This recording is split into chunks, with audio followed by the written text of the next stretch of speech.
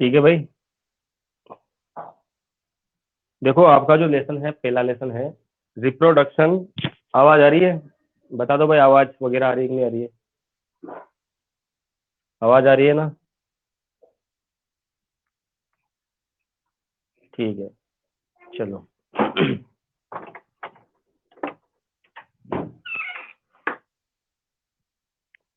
देखो इससे पहले जो लेसन वगैरह थे, इलेवेंथ में आपने एक लेसन पढ़ा था जिसका नाम था लिविंग वर्ड।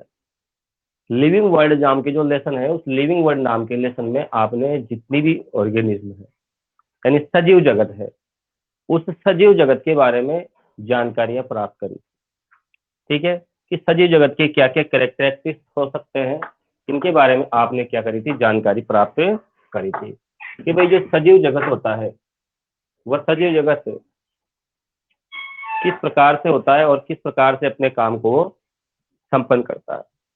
तो अब हम 12th में हमारा पहला लेसन आ जाता है जिसका नाम है जीवों में जनन। ठीक है, पहला लेसन है। तो आप सबसे पहले इस लेसन में क्या क्या हमको पढ़ना है। देखो कक्षा 11 थी, लॉकडाउन में निकल गई। हो सकता है कक्षा 12 भी आपकी आधी लॉकडाउन में निकल जाए। बहुत से बच्चे सोच रहे हैं कि ऑफलाइन पिछले साल की तरह का ऐसा होगी, तो आपकी वही टाइम आ सकता है, हो सकता है वापस। तो हम स्टार्ट करते हैं बिना, देखो ये जो यूनिट है आपकी, यूनिट फर्स्ट की मैं बात कर लूँ पहले आपसे कि इसमें आपको पढ़ना क्या क्या है आखिरकार। यूनिट फर्स्ट जो है, उस यूनिट फर्स्ट में आपका जो पहला लेसन है जीवों में जनन। मैंने आपको ये बता दिया था पूरा वर्णन करके इससे पहले कि जो इससे पहले कि जो एक वीडियो बनाया था मैंने, जिसमें आपके लेसन में उसका सिलेबस पढ़ा रखा है मैंने, कि क्या क्या आपकी 12th बायोलॉजी में इस साल आने वाला है, वो मैं आपको पहले ही बता चुका हूँ। ठीक है, लेकिन अब हम, ताकि बिना कोई समय गंवाए अपना आगे बढ़ेंगे, तो पहला लेसन आपको बताया मैंने कि जो आपकी यूनिट है, 5 यूनिट आप 11th में पढ़ चुके हो। उसके बाद आप जो है 6 से लेकर के 10 तक यूनिट आप कक्षा 12 में पढ़ोगे। और जो बच्चा रेगुलर रहेगा, रोजाना क्लास अटेंड करेगा, है ना, तो वो बच्चा आगे भी बढ़ेगा। ठीक है, तो हमारा जो लेसन है वो है जीवों में जनन और रिप्रोडक्शन इन ऑर्गेनिज्म। तो सबसे पहले आपने कक्षा 11 में पढ़ा था जीव क्या है। ये आप कक्षा 11 में पढ़ चुके हो कि आप जीव किसे कहते हो, है ना। कक्षा 11 में आप पढ़ चुके हो कि भाई जीव क्या है। आप पढ़ चुके हो जो जनन करता हो, जो वृद्धि करता हो, जो ये वगैरह, ऐसे बहुत सारे कैरेक्टर आपने पढ़े। वैसे ही सजीव का मुख्य एक कैरेक्टर होता है, सबसे महत्वपूर्ण कैरेक्टर, जिसको कहा जाता है रिप्रोडक्शन, या फिर हिंदी में बोलते हैं जनन। तो जनन बहुत ज्यादा सजीव में क्या है, इंपॉर्टेंट है। आपको पता है कि एक कहावत कही जाती है कि आया है फिर जाएगा, कहेंगे संत कबीर। ये एक उदाहरण पहले कहा गया था कि कबीरदास जी ने कहा था कि जिसने इस संसार में जन्म लिया है उसको तो एक दिन जाना पड़ेगा। ठीक है ना, तो वो इस चैप्टर पर भी लागू होता है। इस चैप्टर में ये बताया गया है कि सजीव जो है वो जन्म लेता है, अपनी बहुत सारी अवस्थाएं पूरी करता है, और पूरी करके क्या हो जाता है, मर जाता है। बस यही जीवन है। और इस जीवन के अंतर्गत क्या क्या घटनाएं घटित होती है, इन घटनाओं के बारे में हम इस लेसन में अध्ययन करेंगे। देखते हैं कौन कौन आ गया आज। अरशद खान, अश्विन, इशरत, हितेश, सानिया, हेमंत मीणा, सुनील धाकड़ और शहजान। ठीक है, शहजान अली। ठीक है भाई, चलो आगे बढ़ते हैं। तो मैं आपको पहले इस पार्ट की रूपरेखा आप समझ लो, पढ़ेंगे क्या क्या। पहली यूनिट है, आप देखो ये मत सोचना कि एनसीईआरटी में तो 16 पार्ट है, आरबीएससी में 42 पार्ट है। तो मैं आपको बता देना चाहता हूँ, जो आपके एनसीईआरटी की पहली 4 यूनिट है, तो आपके जो पहला लेसन है, पहला और दूसरा लेसन, इसमें 4 लेसन थे पिछले साल। इस इन टॉपिक को समझाने के लिए 4 लेसन थे। और उसके बाद एक और लेसन आएगा, मानव में जनन, इसको समझाने के लिए 4-5 लेसन थे। तो कितने हो गए, 10 हो गए लगभग। और एक जनन स्वास्थ्य है, इसको समझाने के लिए भी कम से कम 2-3 वहां 2 लेसन वहां पर थे पिछले साल। तो ये 4 लेसन दे रखे हैं, 4 लेसन 8 लेसन के बराबर है। एनसीईआरटी ने साफ कहा है कि किताब में पूरी बातें नहीं है, एक्स्ट्रा बातें बच्चों को बतानी पड़ेगी। ठीक है, तो हम शुरू करते हैं जीवों में जनन। ठीक है, तो जीवों में जनन के बारे में आपको पता है कि जो कोई भी जीव होता है वो निश्चित समय तक क्या रहता है, जीवित रहता है। संसार का प्रत्येक जीव है वो निश्चित समय तक क्या रहता है, जीवित रहता है, और निश्चित समय के बाद वो क्या हो जाता है, मर जाता है। ठीक है। दो दो तरह की मृत्यु होती है भाई, एक तो होती है नेचुरल और एक होती है अप्राकृतिक। किसी का कोई मर्डर कर दे तो बेचारा जीना चाह रहा था 60 साल, लेकिन पहले किसी ने सल्टा दिया उसको, ये नेचुरल डेथ नहीं। कोरोना वायरस से मर गए, ये कोई नेचुरल डेथ नहीं, ये प्राकृतिक मृत्यु नहीं है, ये मृत्यु किसी वजह से हो रही है। लेकिन आराम से अपन जीवन काल पूरा करें, मनुष्य का जीवन काल लगभग 100 बरस का दे रखा है, 80 बरस बहुत है आजकल के लिए। तो ये तो मैं आपको बताता हूँ, सबसे पहले इस पार्ट में रिप्रोडक्शन को समझो आप। रिप्रोडक्शन का मतलब होता है यहाँ पर रिपीट करना। रिप्रोडक्शन का मतलब होता है रिपीट करना, और प्रोडक्शन आधा शब्द मिला है तो ये बना है प्रोडक्शन से। प्रोडक्शन अर्थात इसका मतलब ये हो जाएगा कि दोबारा से उत्पादन शुरू करना, अर्थात अपनी जाति के समान दूसरी जाति का रिप्रोड्यूस करना, उसको बनाना, यही होता है रिप्रोडक्शन। ठीक है। तो रिप्रोडक्शन हमारे लिए एक शब्द है। रिप्रोडक्शन का मतलब होता है अपने समान दूसरी जाति का उत्पादन करना। भाई ये तो टर्म है, लैंग्वेज है ना, हम उसको जन्म देना या जन्म लेना वगैरह इस नाम से बोलते हैं। तो इस प्रकार से ये चीजें आपको याद रखनी है।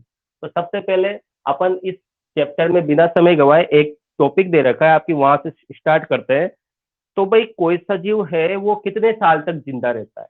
आज मान लीजिए किसी बच्चे का जन्म होता है, वो 100 साल तक जीता है, तो ये समय क्या कहलाता है। एक कौवे का जन्म होता है, वो कौवा भी लगभग इतने साल तक जीवित रहता है। पीपल का पौधा होता है, आज वो पीपल का पौधा धीरे धीरे बड़ा होते होते कहते हैं कि पीपल का जो वृक्ष होता है 2500 साल तक उसकी आयु। तो ये समय क्या है, यही समय हमारे लिए इंपॉर्टेंट है, ये समय हमको जानना है। तो इसको क्या कहते हैं अपन, जीवन अवधि। तो यहाँ से हम स्टार्ट करते हैं जीवन अवधि। जीवन अवधि एक शब्द दे रखा है जीवन अवधि, या इसको कहते हैं लाइफ स्पान।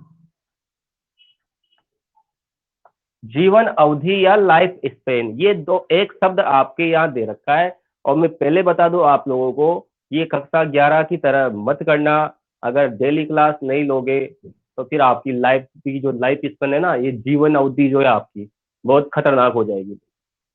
इस जीवन अवधि में आप चाह रहे थे कि मैं तो डॉक्टर बनूं, लेकिन हो सकता है आप डॉक्टर के लिए चपरासी न बनो। इसलिए ध्यान से पढ़ लेना, कक्षा 12 को बोर्ड होगा। इस साल बोर्ड होने की संभावना है, तो अगले साल तो पक्का होगी भाई। ये इस भ्रम में ना रहे, एक साल आपका खराब हो चुका है लगभग, है ना। तो जीवन अवधि या लाइफ स्पेन के बारे में हम बात करना चाहते हैं कि ये जीवन अवधि क्या कहलाती है। दो चीजों के बीच का जीवन का, व्यक्ति का क्या होता है, जन्म हो जाता है, जन्म होने के बाद उसकी क्या होती है, मृत्यु होती है, और इसको बोलते हैं प्राकृतिक मृत्यु। को क्या बोलते हैं, प्राकृतिक मृत्यु। मतलब आपको कोई मारे नहीं, आप आराम से अपना जीवन जिए, और जीवन जीने के बाद आपकी क्या हो जाए, मृत्यु हो जाए, तो इसको कहेंगे अपन प्राकृतिक मृत्यु। आराम से हमारी सांस धीरे धीरे बंद हो जाए, बूढ़े होके मरे मतलब।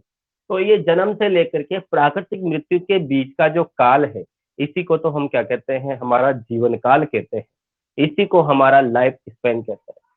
ठीक है ना। तो लाइफ स्पन वगैरह है, तो इसकी परिभाषा सीधी सिंपल है कि किसी भी जीव, ठीक है ना, किसी भी जीव के जन्म से प्राकृतिक मृत्यु तक का समय।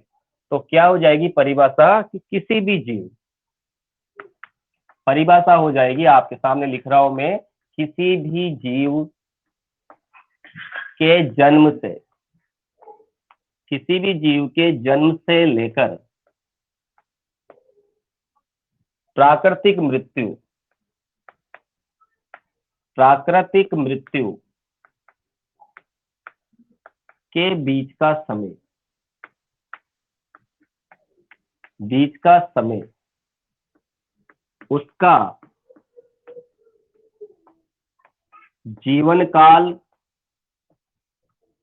या उसको जीवन अवधि भी बोल सकते हैं अपनी एनसीईआरटी के अनुसार, जीवन अवधि, या इंग्लिश में बोले तो लाइफ स्पन, जीवन अवधि कहलाता है। यानी किसी भी जीव के जन्म से लेकर प्राकृतिक मृत्यु के बीच का समय, उसका जीवन अवधि, या उसकी जीवन अवधि बोल दो, उसकी जीवन अवधि कहलाती है।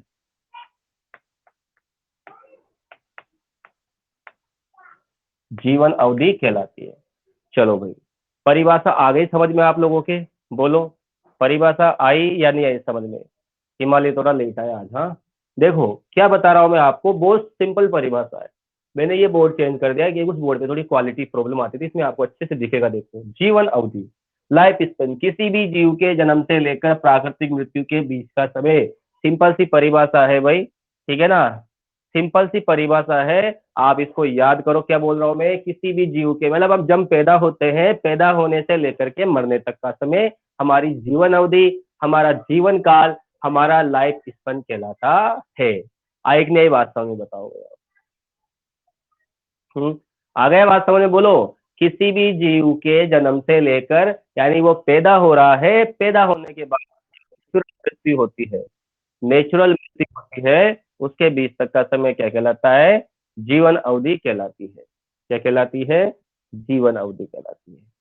ठीक है भाई, चलो अब आगे बढ़ते हैं। ये तो हमारा हो गया इस पार्ट का मेन उद्देश्य, मेन परिभाषा। अब ये जीवन अवधि होती है, कौन कोई कुछ कह रहा है क्या? तेजान, तेजान नाम से बोलो। हाँ बोलो। ठीक है, ठीक है ना? जीवन अवधि तक के बीच का समय क्या कहलाता है? जीवन का। आप मैसेज लिख दिया करो, मैं मैसेज पढ़ लेता हूँ, क्या कि मैंने एयरफोन नीचे डाल रखे हैं इसलिए। ठीक है ना? तो इस तरीके से याद रखना। अब आप देखो कि जीवन अवधि की क्या क्या विशेषता है, इसकी क्या क्या विशेषता है, तो इन विशेषताओं को मैं आपको समझा रहा हूँ। फिर कोई प्रॉब्लम? हाँ बोलो। नेटवर्क नहीं आ रही है क्या?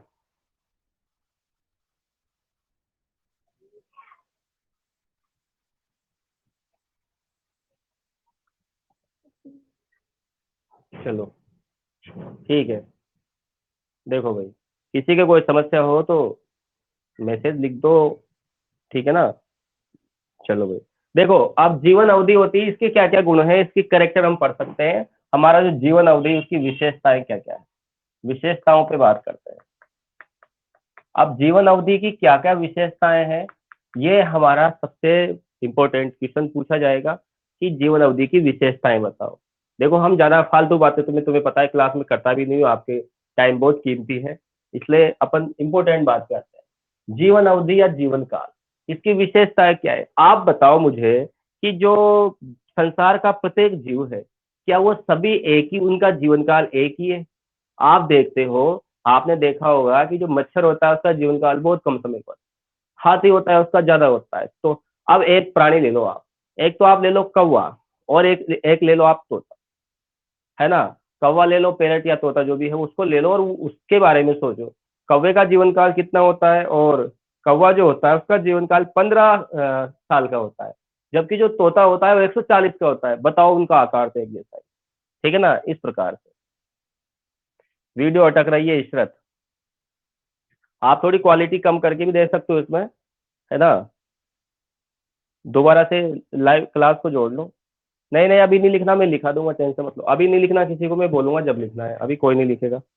ठीक है ना? तो जीवन अवधि की बात कर रहे हैं, तो जीवन अवधि प्राकृतिक मृत्यु के बीच का समय उसकी जीवन अवधि कहलाती है। इसकी क्या क्या विशेषताएं होती है? पहली विशेषता तो यही है कि अलग अलग जीवों का जीवन काल क्या होता है? अलग अलग होता है। अलग अलग जीवों का जीवन काल क्या होता है? अलग अलग होता है। तो पहली विशेषता ये है यहाँ पर कि अलग अलग जीवों का, अलग अलग जीवों का जीवन काल अलग अलग होता है। जीवन काल अलग अलग होता है। अब कैसे होता है अलग अलग जीवों का जीवन काल? अलग अलग जीवों का जीवन काल होता है अलग अलग, कैसे? देखिए यहाँ पर, मान लीजिए आम की बात करते हैं अपन, अगर इसका एग्जाम्पल लिखते हैं अपन, एग्जाम्पल है हमारे पास आम है, आम का एग्जाम्पल हम देते हैं। तो आम जो होता है, नेचुरल तरीके से जो आम होता है, उसकी जीवन अवधि बता रखी है 200 साल तक। कितने साल तक बता रखी है? 200 वर्ष तक। इसके मुकाबले दूसरा एग्जाम्पल में यहाँ पे लिखता हूँ पीपल का। किसका लिखता हूँ? पीपल का। पीपल का एग्जाम्पल लिख रहा हूँ, और पीपल का जो आयु होती है उसके बारे में बताते हैं कि ये 2500 वर्ष तक हो सकता है।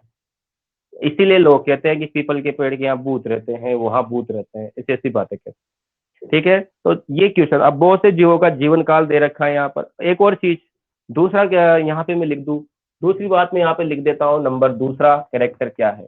दूसरा कैरेक्टर ये है यहाँ पर कि जीवन अवधि आकार से संबंधित नहीं होती। अगला कैरेक्टर है कि जीवन अवधि आकार से संबंधित नहीं होती, आकार से संबंधित नहीं होती। ठीक है, जीवन अवधि आकार से संबंधित नहीं होती है, मतलब कैसे आकार की बात करते हैं। मैं आकार के बारे में बता रहा हूँ कि जो ऐसे जंतु, जैसे हम मनुष्य को ले लो, मनुष्य का जीवन काल 100 साल का बता रखा है। मनुष्य का कितना बता रखा है, 100 साल का बता रखा है। इससे विपरीत आप चले जाओ, किसी दूसरे प्राणी के पास चले जाओ, उसका जीवन काल उसका आकार मनुष्य से बड़ा होता है, लेकिन जीवन काल छोटा होता है। जैसे कि यहाँ पर कौवे का उदाहरण मैंने आपको दिया था थोड़ी देर पहले। कौवा जो होता है, क्रो जो होता है, ठीक है ना, जो कौवा होता है, उस कौवे का जीवन काल अभी बता दिया मैंने आपको। कौवा जो होता है उसका जीवन काल दे रखा है आपके 15 ईयर, ठीक है ना, 15 ईयर, ठीक है। और जो यहाँ पर तोता होता है, उसका 140 साल तक बता रखा है। तो ये जीवन काल बता रखे हैं कुछ जीवों के। आपकी बुक में भी जीवन काल दे रखे हैं बहुत से, लेकिन वो वहाँ थोड़े से कटे हुए हैं, ठीक है ना। तो उनको आप लिख सकते हो, पूरा कर सकते हो जीवन काल। जैसे कि गाय का दे रखा है, हाथी का कितना होता है भाई, जो मैं लिख देता हूँ सबके जीवन काल। हाथी का देख सकते हैं अपन, हाथी जो होता है, हाथी का जीवन काल होता है 75 वर्ष का। कितने वर्ष का, 75 वर्ष का। ठीक है, हाथी का जीवन काल 75 वर्ष होता है। गुलाब का कितना होता है भाई, गुलाब का लिख देता हूं मैं, गुलाब का होता है 10 वर्ष का। ठीक है ना, ये जीवन काल। अब आकार से संबंधित कोई ये नहीं है। कुत्ता ले लीजिए, कुत्ते का कितना होता है भाई, कुत्ता जो होता है उसका जीवन काल 15 से 16 ईयर्स होता है। ठीक है, आ रही है बात समझ में आप लोगों के। ये जीवन काल बता रहा हूँ मैं आपको, क्योंकि ये प्रश्न आपके न्यू टाइप में एक आध नंबर में पूछा जा सकता है, क्योंकि अब तो इसके बाद तो आप डायरेक्ट नीट देने वाले हो। ठीक है ना, तितली का ले लीजिए। अब तितली का बात करते हैं, तितली का जीवन काल कितना होता है। तितली का जीवन काल तो 2-4 हफ्ते का ही होता है भाई। कितना होता है, 2-4 का, 1-2 हफ्ते। कितना, 1-2 हफ्ते, मतलब 1 महीना भी लिख सकते हैं। 1-2 हफ्ते जीवन काल। बात समझ में आ रही ना आप लोगों की, बताओ मैं क्या बात करना चाह रहा हूँ मैं आपसे। मैं दूसरा कैरेक्टर, ये पहला दूसरा ले लीजिए, प्रत्येक जीव का जीवन काल अलग अलग होता है। और दूसरा कैरेक्टर में आपको समझाना चाह रहा हूँ कि जीवन अवधि आकार से संबंधित नहीं होती है।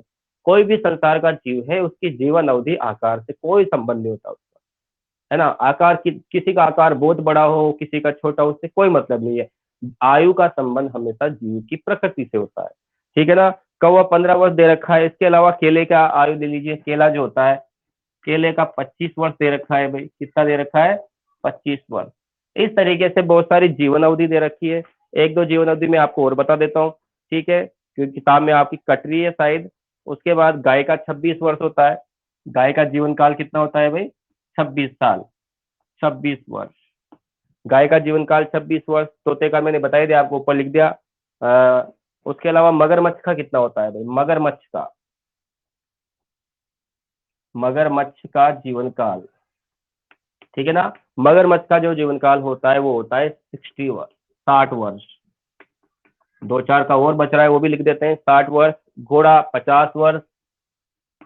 घोड़ा कितने साल तक जिंदा रहता है भाई, 50 साल तक। 50 वर्ष तक जीवित रहता है घोड़ा। चलो कौन, हाँ क्रोकोडाइल, हाँ क्रोकोडाइल का 60 वर्ष, हाँ सही है। फल मक्खी का ले लीजिए, छोटी सी मक्खी है, देखो फल मक्खी। फल मक्खी का जीवन काल बहुत सबसे कम दे रखा है। फल मक्खी, फल मक्खी का जीवन काल 1 महीना, 30 दिन, है ना। और बचा कौन है, चावल, धान ले लीजिए। धान का कितना दे रखा है।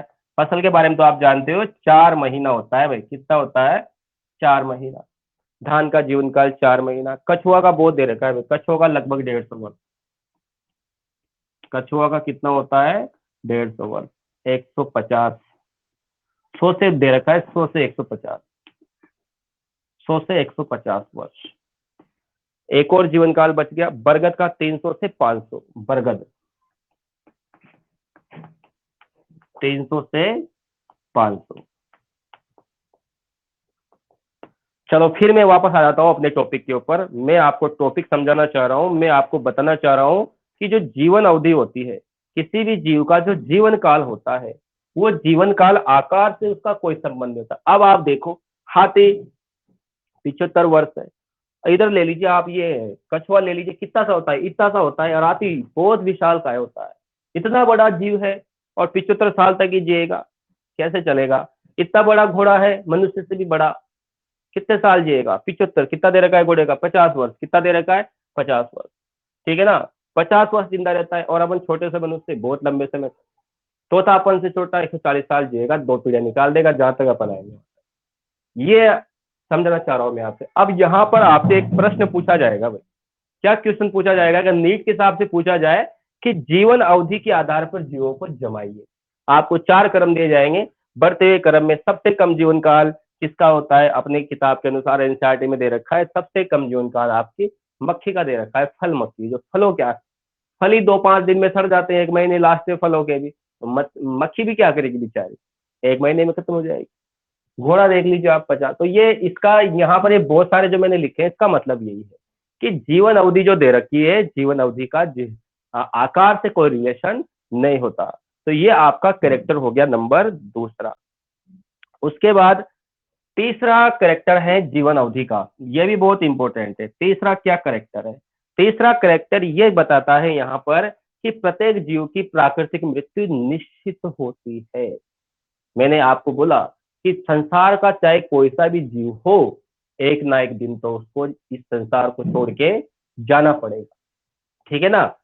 जाना पड़ेगा उसको संसार को छोड़ के, क्योंकि उसने क्या किया है? जन्म लिया है। लेकिन संसार का एक ऐसा प्राणी भी है जो संसार को छोड़ के जाता ही नहीं है। कौन नहीं जाता वैसा? जो जन्म ले रहा है वो जाता नहीं है फिर भी। हाँ, अमीबा। देखो, अमीबा के बारे में भ्रांति तो है कि क्या अमीबा मरता नहीं है, अमीबा अमर है, तो कैसे? मैं आपको बताता हूँ कि ये जो अमीबा होता है हमारे सामने, ये अमीबा नाम का कोई प्राणी है। ये अमीबा जो होता है, अमीबा क्या करता है? परिपक्वन करता है और 2 अमीबाओं में बट जाता है, अर्थात इसकी नेचुरल डेथ नहीं होती। ऐसा नहीं है कि ये अमीबा खत्म, लेकिन ये मरने से पहले अपने 2 संतान पैदा करके चला जाता है, ताकि इसका वंश आगे बढ़ता रहे। तो ये जीव द्रव्य इसका केवल नया होता है, मरता तो ये भी है। क्या ये अमीबा है? ये नहीं, ये और इसकी ऑफस्प्रिंग है, ये इसकी संततियां हैं, लेकिन फिर भी ये संततियां इसके टूटने से बनी है। होने में तो रिप्रोडक्शन ही है, मृत्यु ही है। लेकिन इसकी मृत्यु हो गई, लेकिन मृत्यु होने से पहले ये नया हो गया, इसलिए इसकी प्राकृतिक मृत्यु नहीं होती। तो अपवाद है भाई, कुछ ऑर्गेनिज्म को छोड़ करके, कुछ जातियों को छोड़ करके, जैसे अमीबा होती है, उसकी प्राकृतिक मृत्यु वगैरह नहीं होती। तो प्रत्येक जीव की प्राकृतिक मृत्यु निश्चित है। तीसरा पॉइंट क्या है भाई अपना, मैं लिख देता हूं कि प्रत्येक जीव की, अपना ये तीसरा पॉइंट है, प्रत्येक जीव की प्राकृतिक मृत्यु,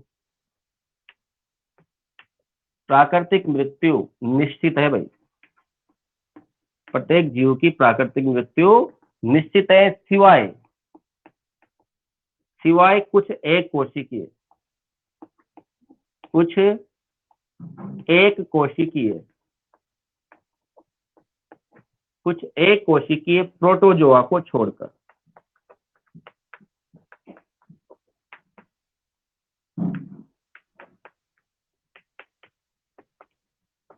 ये हमारा तीसरा पॉइंट कहता है कि संसार का जो प्रत्येक जीव है वो एक ना एक दिन क्या होगा? मरेगा, लेकिन मृत्यु निश्चित होगी। मृत्यु एक अटल सत्य है, इसको कोई टाल नहीं सकता, सिवाय प्रोटोजोआ को छोड़ करके। ठीक है ना? प्रोटोजोआ क्या करता है? अब प्रोटोजोआ क्यों नहीं मरता? जीवन के अंतिम काल में ये क्या करता है? अपने जैसे 2 जीवों को बना करके अपने गुणसूत्र या डीएनए जो भी है उनमें डाल देता है। इस प्रकार से इसकी नेचुरल डेथ वगैरह नहीं होती है। यह है। अब जीवन काल जो है, अगला मेरा यहाँ पर गुण है इसमें, अगला गुण जीवन काल का क्या है कि संसार का जो जीव है वो अपना जीवन काल एक निश्चित समय में पूरा करता है, एक निश्चित चक्र में पूरा करता है।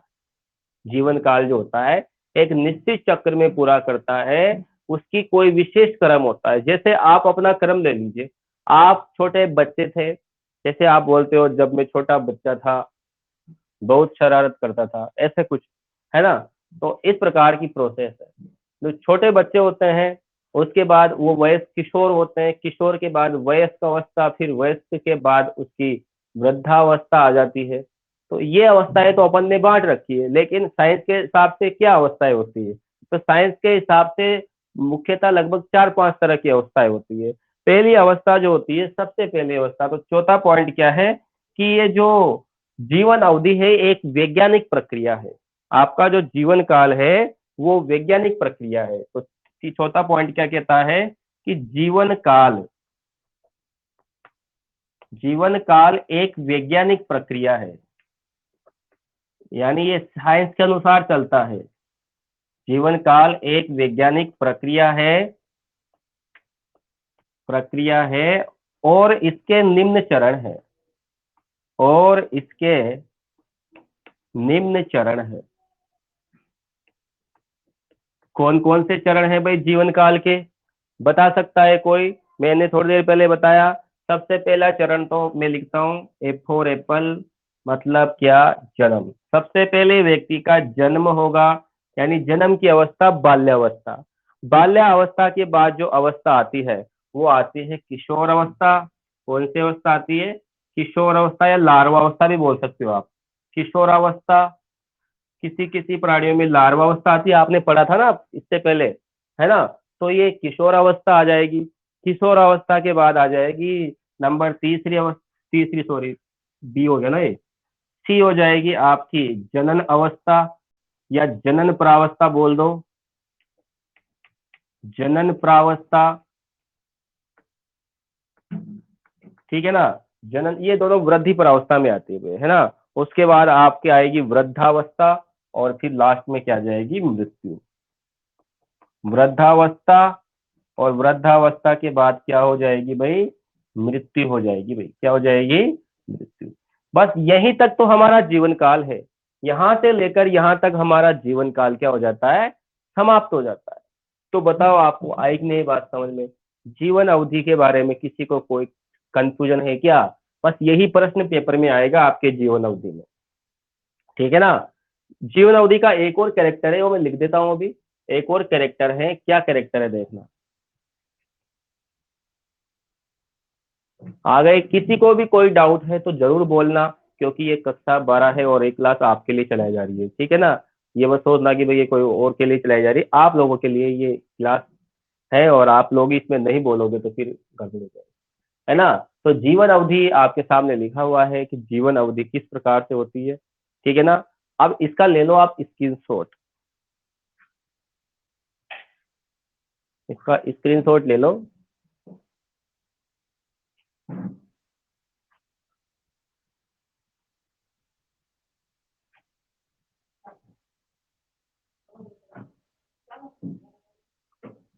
ले लिया भाई सबने?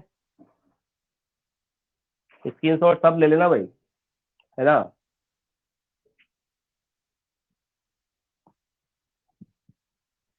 चलो, अब स्क्रीनशॉट के बाद एक और लाइन बची है। पांचवा पॉइंट मैंने लिखा नहीं, यहाँ नीचे दिख जाए तो आप बोल देना, नहीं दिखे तो मना कर देना। पांचवा पॉइंट है आपके कि जनन के ये जीवन अवधि के दौरान क्या क्या प्रक्रिया होती है, ठीक है ना। जीवन अवधि के जो चरण है, उस चरण के अंदर एक बात होगी कि एक जाति से दूसरी जाति में क्या होता है? आनुवांशिक गुणों, जीवन काल समाप्त होने के बाद, यानी जीवन अवधि का एक चरण होता है। देखो ये जनन, भाई हमको पढ़ना क्या है? अरे इस पाठ में हमको जनन पढ़ना है।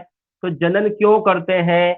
आनुवांशिक गुणों को एक पीढ़ी से दूसरी पीढ़ी में ले जाने के लिए तो हम जनन करते हैं। चलो लिख देता हूं अगला वाला पॉइंट। चलो ये पॉइंट का भी मैंने स्क्रीनशॉट भी एक और ले लेना कि जनन के द्वारा, यहाँ पे लिख देता हूं, ये तो याद हो जाएगा आपको। जनन के द्वारा एक जाति से, ये एक जाति ले लो, ऐसे लिखो जीव। जनन के द्वारा एक जीव से दूसरे जीव में, दूसरे जीव में आनुवांशिक गुणों का, किसका? आनुवांशिक यानी डीएनए, आनुवांशिक गुणों का सृजन होता है।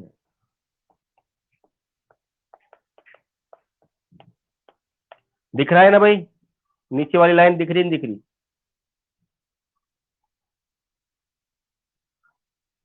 यहाँ ही थोड़ा सा। तो आगे बात समझ में आप लोगों के अच्छे से?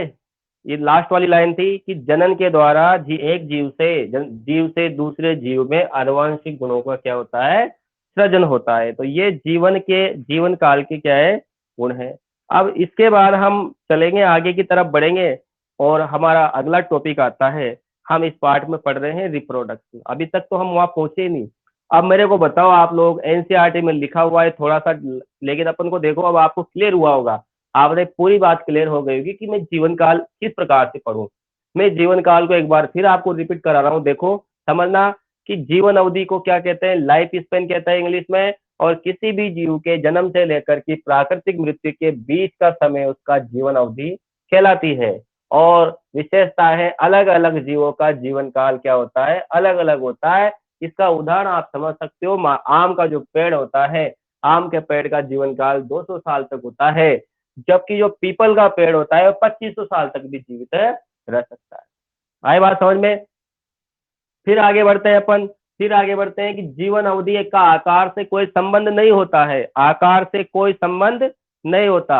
जीवन अवधि का आकार से कोई संबंध नहीं है। और जैसे आप देख सकते हो, कौवा बहुत छोटा होता है, तोता, कौवा और तोता दोनों का आकार सेम टू सेम होता है। देखो, कौवा और तोता, इनका आकार एक जैसा होता है, लेकिन देखो आप, कौवा तो 15 साल में सलट जाता है और तोता तो 140 साल तक जीता है। इसके बाद हाथी को ले लीजिए, हाथी 75 साल जीता है और हम मनुष्य 100 साल जीते हैं, हाथी से बहुत कम है अपन, फिर भी हमारा जीवन काल अलग है। तितली, तितली का जीवन काल 1 से 2 हफ्ते होता है, केला जो होता है उसका 2500 वर्ष, और गाय का जीवन काल 26 वर्ष तक होता है। मगरमच्छ का जीवन काल 60, और घोड़े का 50, और फल मक्खी का 30 दिन होता है। धान का 4 महीना, कछुए का 100 से 150, और बरगद का 300 से 500 वर्ष होता है। ये आपको हम दर्शाते हैं कि जीवन अवधि का क्या होता है, लाइफ स्पेन का जीवन काल यानी आकार से कोई रिलेशन नहीं होता। और प्रत्येक जीव का जो जीवन काल होता है वो क्या होता है, अलग अलग होता है। आगे बात समझ में? फिर मैंने आपको कैरेक्टर बताया कि प्रत्येक जीव की प्राकृतिक मृत्यु नहीं होती। जीवन काल का एक और कैरेक्टर, प्रत्येक जीव की कोई नेचुरल डेथ वगैरह नहीं होती। फिर भी कोई ऐसा प्रोटोजोआ है जिसकी जैसे अमीबा वगैरह होता है, उसकी प्राकृतिक मृत्यु नहीं होती, इसलिए उसको अमर कहा गया है। लेकिन अमर नहीं है कोई भी, उसका जो पुराना जीव द्रव्य है वो तो खत्म होता है। हमारा भी जीव द्रव्य खत्म होता है, हमारा डीएनए तो दूसरी जगह चल जाता है। यही तो उसने किया था, अरे यही तो अमीबा ने किया था, उसका डीएनए जो भी था वो उधर पहुंचा दिया। हमने भी तो यही किया। हमारा शरीर गया क्या वहां? नहीं गया, हमारा डीएनए गया।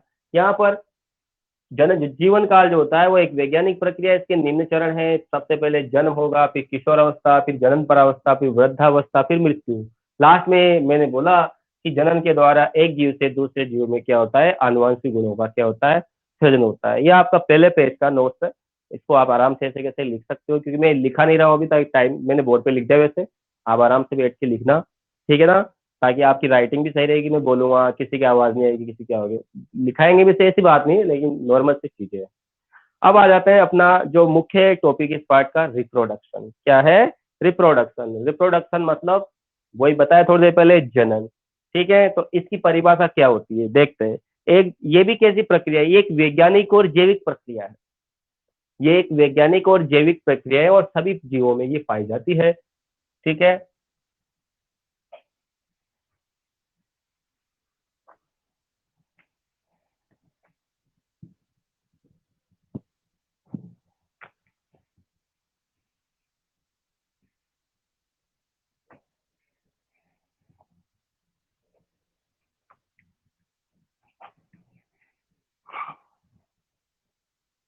देखिए भाई, आगे बढ़ते हैं। इसके बाद हम आगे बढ़ते हैं और हम देखते हैं, हमारा अगला टॉपिक है रिप्रोडक्शन, या फिर इसको, अब मैंने पहले तो जनन बोला था, लेकिन मैं अब बोलूंगा प्रजनन। प्रजनन का मतलब आगे प्र जुड़ा हुआ है, इसका मतलब प्रगति, प्रगतिशील होना चाहिए। ऐसा नहीं है कि जनन हुआ और दोनों जीव खत्म, ऐसा नहीं होना चाहिए। प्रगतिशील होना चाहिए, है ना, मैंने क्या मतलब, रिप्रोड्यूस होना चाहिए, आगे नई प्रजाति बनना चाहिए। चलो ठीक है, बात करते हैं अगली वाली। अगला है हमारे पास प्रजनन। अगला टॉपिक क्या है? प्रजनन। इसी में भाई ये है ना, प्रजनन, प्रजनन या रिप्रोडक्शन।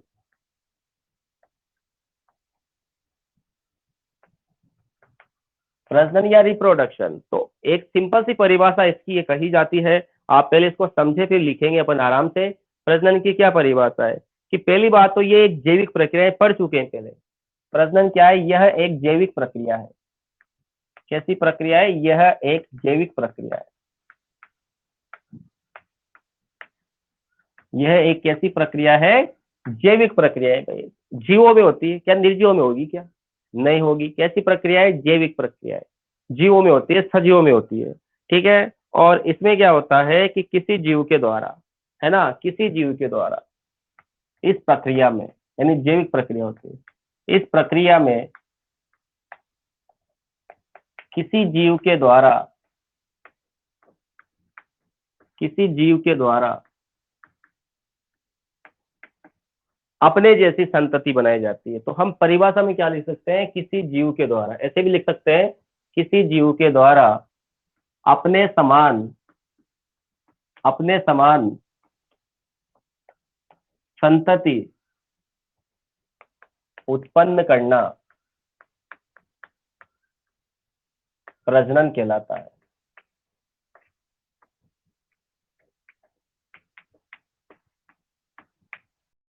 परिभाषा समझ में आई कि नहीं? बोलो। अरे किसी भी जीव के द्वारा अपने समान संतति पैदा करना प्रजनन कहलाता है। अब यहाँ पर दो काम हो रहे हैं। किसी जीव के द्वारा, तो वो जीव कौन सा है जिसके द्वारा ये संतति बन रही है? इनको क्या कहते हैं? पहला तो यहाँ पे लिखा हुआ है कि अपने समान संतति पैदा करना, और ये लिखा हुआ है किसी जीव के द्वारा। आई बात समझ में? किसी जीव के द्वारा अपने समान संतति पैदा करना क्या कहलाता है? प्रजनन कहलाता है। तो मैं यहाँ शब्द पूछ रहा हूँ आपसे कि ये एक जैविक प्रक्रिया कैसे है? क्या कि सदियों में होती है, इसीलिए इसको क्या कहेंगे? जैविक प्रक्रिया। दूसरी बात हम कहेंगे कि ये जो संतति हुई इसको क्या कहते हैं? तो अपन इसके लिए बात करते हैं, नए जीव पैदा करने वाला क्या कहलाता है? यहाँ पर हमारी परिभाषा हो जाएगी कि नया जीव पैदा करने वाला, या लिख सकते हैं नया जीव बनाने वाला, नया जीव उत्पन्न करने वाला जनक कहलाता है। क्या कहलाता है? जनक कहलाता है। नया जीव पैदा करने वाला जनक कहलाता है। हाँ बोलो भाई, क्या है? क्लोन। हाँ, नया जीव पैदा करने वाला क्या कहलाता है? जनक कहलाता है। इसको जनक बोल दो या पेरेंट बोल दो, ठीक है ना। और दूसरी चीज है, और इसके द्वारा, है ना, और किसके द्वारा? जनक के द्वारा। के द्वारा? जनक के द्वारा। सही बोला आपने, क्लोन। जनक के द्वारा उत्पन्न संतति क्लोन कहलाती है। क्या कहलाती है? क्लोन भी कह सकते हो आप उसको, है ना। क्या कहते हैं? क्लोन भी कह सकते हो, या फिर उसको ऑफ स्प्रिंग भी कह सकते हो, ऑफ स्प्रिंग। देखो यहाँ पर दो चीज दे रखी है। अब मैं आपको बता दूं, क्लोन शब्द में यहाँ मतभेद है, एनसीईआरटी और सी किताबों में भी मतभेद है। क्लोन कहते हैं, क्लोन का मतलब क्या होता है? क्लोन का मतलब होता है हू बहू, वैसी की वैसी शक्ल वाला, वैसे के वैसे गुण वाला, तो ये क्लोन हुआ। लेकिन हमको लिखना पड़ रहा है। ऑफ स्प्रिंग का मतलब होता है अपने समान, अपने जैसी, अपने जैसे दो आंख, दो कान, एक नाक, दो नाक नहीं, एक नाक, एक मुंह, दो हाथ, दो पैर, इस प्रकार से ऐसा जीव बनाएगा, तो उसको कहेंगे अपन, क्या कहेंगे भाई? उसको क्लोन, या फिर उसको संतति कह सकते हैं। उस संतति को हम क्या कहते हैं? ऑस्प्रिंग, या फिर क्या कहते हैं? क्लोन कहते हैं। ठीक है। तो ये हो गया आपकी क्या परिभाषा। बोलो, परिभाषा में किसी को कोई दिक्कत है क्या? ये तो पढ़ चुके हो आप पहले कि किसी भी जीव के द्वारा अपने समान संतति को पैदा करना क्या कहलाता है? क्लोन बनाना कहते हैं, या फिर उसको अपन क्या बोलते हैं? प्रजनन कहते हैं। अब प्रजनन के क्या क्या कार्य हैं? प्रजनन के क्या कार्य हैं? देखो यहाँ पे दे रखा है, प्रजनन के क्या कार्य हैं। आखिरकार प्रजनन क्यों होता है? क्या क्या काम है प्रजनन के? प्रजनन का सबसे पहला कार्य होता है जीवन। सबसे पहला कार्य क्या होता है? जीवन। नंबर एक तो होता है जीवन। प्रजनन क्यों करता है कोई प्राणी? अरे कोई भी प्राणी प्रजनन इसलिए करता है क्योंकि वो संसार में अपना अस्तित्व बनाए रखना चाहता है। तो सबसे पहले पृथ्वी पर जीवों के अस्तित्व को बनाए रखने के लिए प्रजनन अनिवार्य है। क्या अनिवार्य है? तो इसमें लिख सकते हैं कि पृथ्वी पर जीवों के अस्तित्व को बनाए रखने के लिए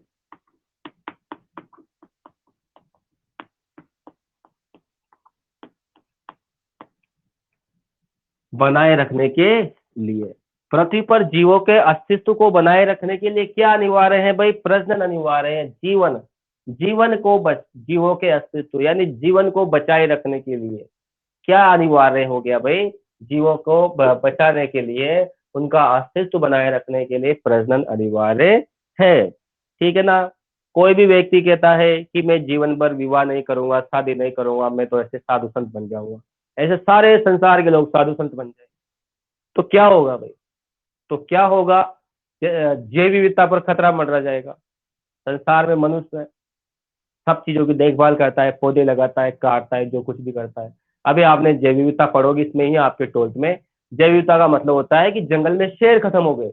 जंगल में शेर खत्म हो गए तो हिरण बढ़ गए। जंगल में हिरण खत्म हो गए तो शेर बढ़ गए। अब हिरण खत्म हो गए तो शेर किसको खाए? शेर भूखे मर गए, ऑटोमेटिक ही मर गए। ये स्थितियां होती है, 2-3 तरह की स्थितियां बन जाती है। तो ये जैव विविधता है कि संसार का जो प्रत्येक जीव आया है उसको अपना अस्तित्व बनाना है, अपना जीवन जीना है और आखिर में क्या करना है? मर जाना है। यही जीवन है, इसके अलावा कोई जीवन नहीं है। इसके अलावा नंबर दूसरा दूसरा प्रजनन का कार्य क्या है? प्रजनन का कार्य है जाति की जीवन क्षमता। जाति की जीवन क्षमता। जाति की जीवन क्षमता। अब आप बताओ कि एक संसार का एक जीव प्रजनन नहीं करेगा। चलो मान लीजिए कोई भी पीढ़ी है या कोई भी मनुष्य है, बस वो बूढ़ा हो जाएगा लास्ट में, तो उससे क्या काम होगा? कुछ ना कुछ, ना उससे उठा जाएगा, ना चला जाएगा, ना फिरा जाएगा। तो उसको क्या करने के लिए? जीवन क्षमता को बढ़ाए रखने के लिए उसकी जीवन क्षमता, उसके डीएनए को आगे भेजा जाएगा, फिर वो डीएनए क्या करेगा? उसकी सेवा करेगा पिछले वाले डीएनए। यही है साइंस, और क्या है ना? तो इसका मतलब है जनन से जाति की निरंतरता बनी रहती है। अगर जनन नहीं होगा तो मनुष्य की जाति क्या हो जाएगी? कम हो जाएगी। मान लीजिए दूसरी प्रजाति ले लीजिए, आप गोडाउन को ले लीजिए। गोडाउन की संख्या बहुत कम हो गई, तो गोडाउन की संख्या कम होने से वहां क्यों हुई? क्योंकि प्रजनन नहीं हुआ। प्रजनन नहीं हुआ तो फिर उनका जीवन खतरे में पड़ गया, और उनका जीवन खतरे में पड़ गया तो बहुत सारी पर्यावरण के लिए बहुत ज्यादा नुकसानदायक हो गया। चलो लिखते हैं आगे, बात करते हैं जाति की जीवन क्षमता क्या है। जनन से जाति की क्या होती है? निरंतरता बनी रहती है। जनन से क्या होती है? जाति की निरंतरता बनी रहती है। जनन से जाति की निरंतरता, जाति की निरंतरता बनी रहती है।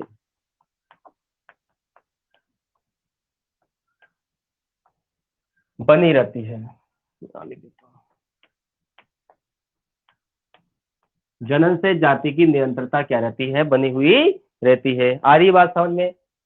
तीसरा पॉइंट ये है यहाँ पर, प्रजनन का अगला कार्य। प्रजनन का अगला कार्य विभिन्नता है। प्रजनन का अगला कार्य क्या है? विभिन्नता है।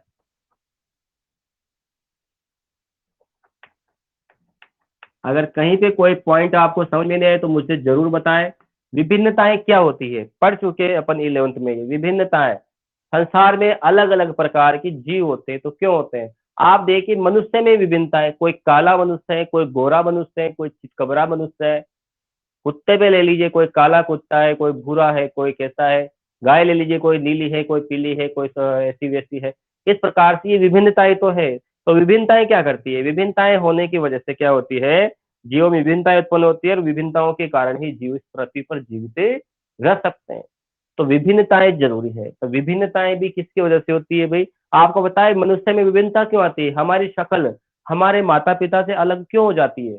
हमारी शक्ल जो है हमारे माता पिता से अलग क्यों हो जाती है? इसका कारण है हमारी, ठीक है ना, हमारी शक्ल हमारे माता पिता से अलग क्यों होती है? जीन विनिमय की घटना होती है। जीन विनिमय की घटना कोशिका विभाजन की कौन सी अवस्था में? 11 में पढ़ा आप लोगों ने, ठीक है ना। एस प्रावस्था, संश्लेषण प्रावस्था होती है। या वृद्धि प्रावस्था होती है। 3-4 तरह की प्रावस्था हमने पढ़ी, ठीक है ना।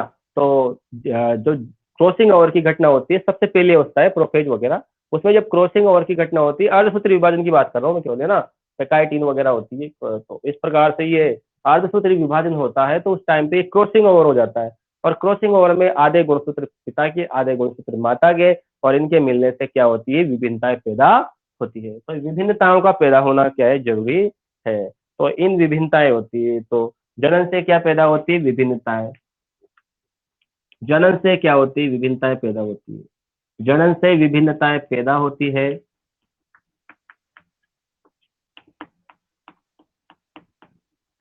जनन से विभिन्नताएं पैदा होती है तथा विभिन्नताओं के कारण ही, तथा विभिन्नताओं के कारण ही,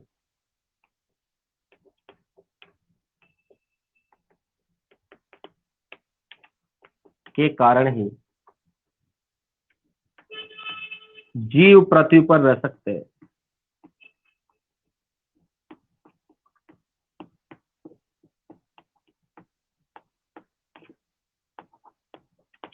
मान लीजिए विभिन्नताएं नहीं होगी, हमारा जन्म कहीं भी हो जाए, किसी भी जगह, जैसे मान लीजिए हमारा जन्म राजस्थान में हुआ है तो हम अत्यधिक गर्मी सहने योग्य है, तो ये हमारी विभिन्नता है। मान लीजिए किसी ठंडे प्रदेश वाले के, जम्मू कश्मीर वाले व्यक्ति को राजस्थान में ले आओ इस समय, तो उसको इतनी गर्मी लगेगी भयंकर, क्योंकि वो ठंडे प्रदेश का प्राणी है, तो वहां इसके लिए उसमें अनुकूलन हो गए, वहां वो उसकी विभिन्नता है। ठीक है, तो वहां का जो है, जैसे बहुत से लोग गागरोन के तोते हैं, तो गागरोन के तोते ला ला के आप लोगों ने पिंजरों में बंद कर दिए, लेकिन बेचारा गागरोन का तोता तो गागरोन के एनवायरमेंट में अच्छा रहता है, तो वहां वो जीवित रह सकता है। वहां उसके लिए, उसकी विभिन्नताएं के लिए, उसकी विभिन्नताओं के कारण वो ऐसा बना है ना। लेकिन उसको हम यहाँ लेके आ जाएंगे, तो लेकिन यहाँ तो मर जाएगा वो। तो मैं आपको फिर बता रहा हूँ कि ये प्रजनन के काम क्या है, जीवन चलाना होता है। प्रजनन का कार्य होता है, पहला जीवन चलाना, दूसरा कार्य जाति की जीवन क्षमता बनाए रखना, कि संसार की जाति है वो इस संसार में बनी रहे, ठीक है ना। दूसरी बात है विभिन्नताएं, जनन से विभिन्नताएं पैदा होती है, विभिन्नताओं के कारण क्या होता है, जीव पृथ्वी पर रह सकता है। ठीक है, उसके बाद अगली चीज जनसंख्या, चौथी चीज आएगी यहाँ पर जनसंख्या। जनसंख्या, ये एक एक शब्द आप सोच रहे हो कि हमारी किताब में हमको मिलेंगे नहीं मिलेंगे, ये आपकी किताब में ही है, लेकिन बस थोड़ा सा अपन ने अलग करके इसको तरीके से लिख रखा है। जनसंख्या, तो जनसंख्या का मतलब क्या होता है कि जनन के द्वारा नवजात शिशु, युवाओं, वृद्धों, इन सब की क्या होती है, जनसंख्या का नियमन बना रहता है। मान लीजिए संसार में जनन ही नहीं हुआ तो सारे व्यक्ति बूढ़े हो गए। अभी वैज्ञानिक कुछ लोग कहते हैं कि भारत है ना बूढ़ा होने वाला है, क्योंकि भारत में बहुत ज्यादा युवा है, वृद्धों की संख्या कम है। तो एक समय भारत क्या हो जाएगा, इतना वृद्ध हो जाएगा, कमजोर हो जाएगा। ठीक है ना। तो जनसंख्या, जनसंख्या से क्या होता है, जनसंख्या से क्या होता है, जनन के द्वारा, देखो जनन के द्वारा क्या बनते हैं बताओ। जनन के द्वारा बनते हैं, आपको पता है, जनन के द्वारा, जनन से नवजात शिशु बनते हैं। ठीक है ना, अपन लिख सकते हैं इसको, जनन से जीवों में क्या हो सकता है, विभिन्नताएं पैदा होती है, और जनन, नवजात शिशुओं, ऐसे लिखते हैं अपन, यही लिखते हैं चलो, नवजात शिशुओं, वयस्कों व वृद्धों के बीच सामंजस्य बिठाता है। अब सामंजस्य थोड़ा कठिन शब्द है, सामंजस्य बिठाने का मतलब होता है तालमेल बिठाना। देखो, नवजात शिशु आए, वयस्क बने, वयस्क वृद्ध बन गए, इसके पहले इन्होंने क्या कर लिया, जनन कर लिया, इसके पहले इन्होंने जनन नाम की प्रोसेस को कर लिया। और जब इन्होंने जनन कर लिया तो बस इस तरह से जनसंख्या का नियंत्रण बना रहा। जितनी संख्या में लोग मरेंगे उतनी संख्या में लोग पैदा हो जाएंगे, लेकिन संसार में उल्टा हो रहा है, मर तो कम रहे, पैदा बहुत ज्यादा हो रहा है, इसलिए संसार में जनसंख्या बढ़ रही है। इसके बाद अगला गुण आता है प्रतिस्थापन, पांचवा पॉइंट है लास्ट वाला, प्रतिस्थापन। प्रतिस्थापन क्या है, ठीक है ना। प्रतिस्थापन ये है कि देखो आप, कि प्रतिकूल परिस्थितियों में, परिस्थितियां दो तरह की होती है, मैं आपको पहले ही बता चुका हूँ, प्रतिकूल परिस्थितियां और अनुकूल परिस्थितियां। तो जनन द्वारा प्रतिकूल परिस्थितियों में प्राकृतिक रूप से मरे हुए जीवों का क्या हो जाता है, प्रतिस्थापन हो जाता है। तो जनन द्वारा प्राकृतिक रूप से मरे हुए जीवों का प्रतिस्थापन हो जाता है। प्रतिस्थापन का मतलब तो जानते हो ना आप लोग, क्या होता है प्रतिस्थापन का मतलब? प्रतिस्थापन का मतलब होता है कि संसार में जो जितने भी जीव वगैरह है, वो जीव वगैरह है उनका प्रतिस्थापन कर लिया जाएगा। जीव मर जाएंगे, प्राकृतिक रूप से किसी जीव की मृत्यु हो जाएगी, तो उसका जगह कौन ले लेगा? दूसरा जीव ले लेगा। तो ये है आपकी यहाँ पर इंपॉर्टेंट बातें। तो आप यहाँ पर से इसका स्क्रीनशॉट ले लीजिए, पहले वाले स्क्रीनशॉट के बाद आपको ये लिखना रहेगा, तो इसका स्क्रीनशॉट ले लीजिए फटाफट।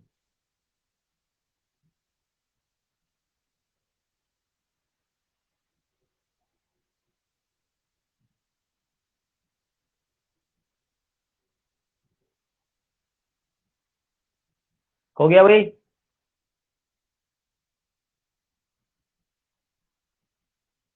एक बार बता दीजिए आप सब लोग, क्लास में बोर तो नहीं हो रहे हो ना आप लोग? बता दो, क्योंकि अब तो बोर हो तभी पढ़नी पड़ेगी। एक बार साइंस तो ले ली है ना? बता दीजिए मुझे। यस लिख दीजिए भाई, अच्छी लग रही है क्लास। सभी का मैसेज आना चाहिए, नो मैसेज आना चाहिए, मैं नो मैसेज आएंगे तभी देखूंगा।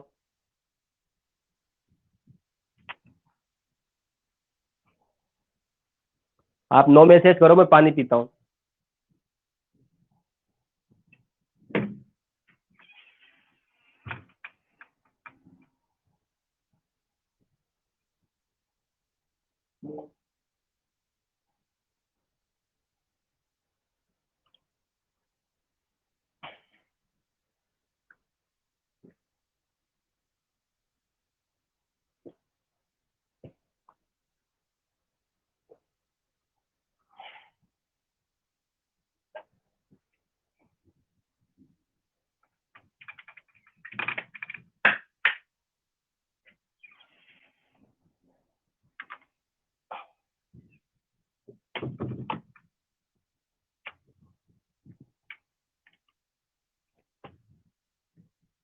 10 आ गए 9 के बजाय, डबल कर दिया किसी ने। हेमंत, सेजान, सेजान अली के नाम से कौन पढ़ रहा है?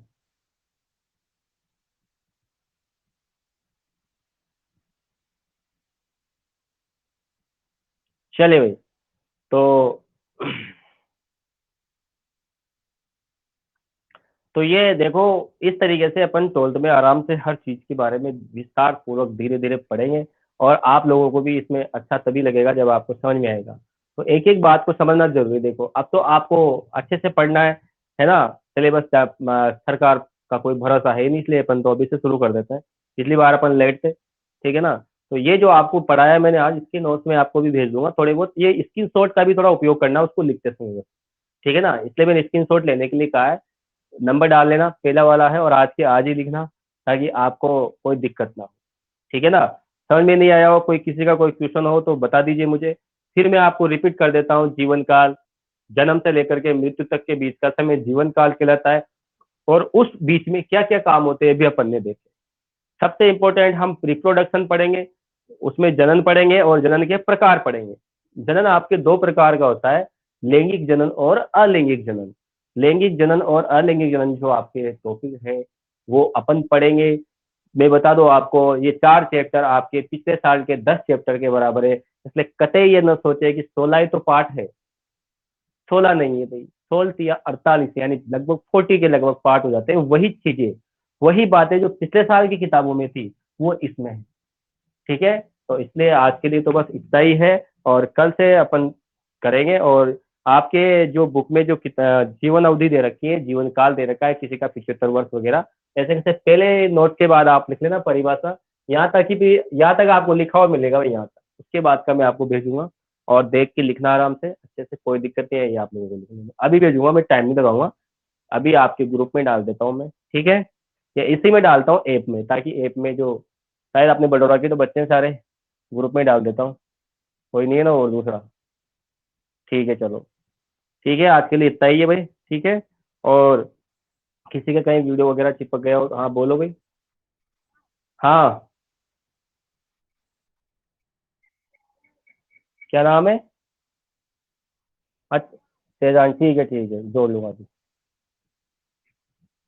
ठीक है, ऐप में डाल देता हूँ मैं तो, है ना? ऐप में देख लेना आप लोग, तो फिर ग्रुप में उसमें क्या, ऐप में ही ठीक है ना?